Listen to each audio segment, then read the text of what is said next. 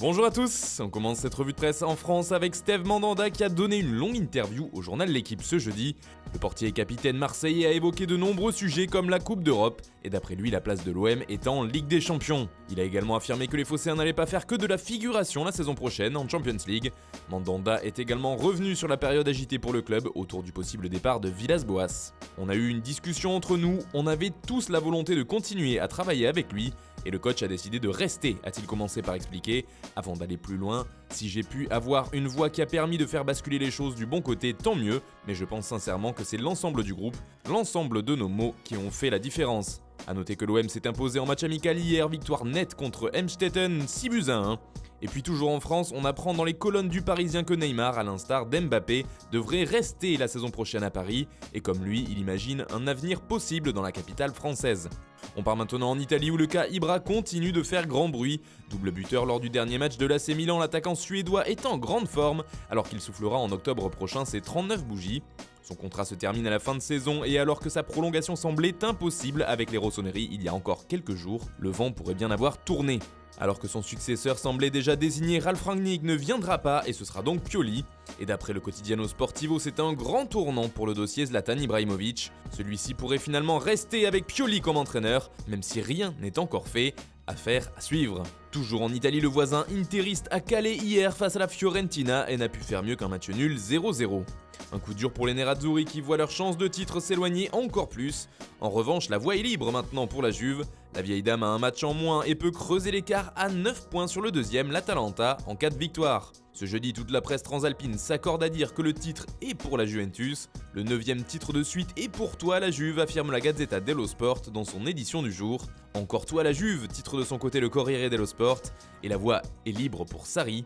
Même son de cloche en une de Tuttosport, Juve, tu as le Scudetto si tu gagnes, s'enflamme le quotidien, qui parle d'une première balle de match pour les Bianconeri face à l'Udinese ce soir.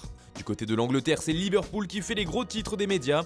Les Reds ont pu fêter leur titre à Anfield après une victoire contre Chelsea dans un match fou, 5-3. Les rois d'Angleterre titrent sobrement The Independent. Pour le journal Métro, ce titre et ce sacre semblent être une délivrance. Enfin, s'emporte le tabloïd. 30 ans après, les Reds sont de nouveau champions. Même son de cloche en une du Daily Mirror qui met à l'honneur les joueurs de Liverpool comme leur coach Jürgen Klopp. De son côté, le Daily Express parle ce matin d'un couronnement glorieux, avec une belle victoire face à un membre du Big Five. Le quotidien anglais rapporte également la remise du trophée pour Leeds United. En effet, l'équipe de Marcelo Bielsa a reçu son trophée de Championship hier soir.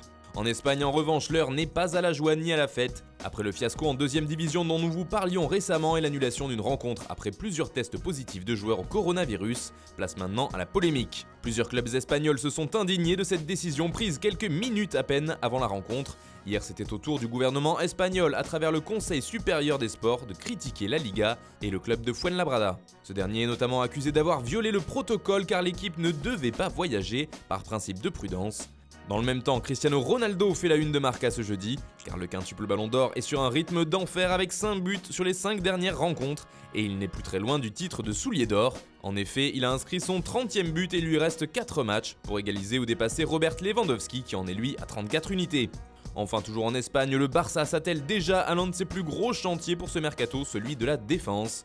D'après Sport, le club catalan est motivé pour réaliser le transfert d'Eric Garcia, le jeune défenseur central de 19 ans qui appartient à Manchester City.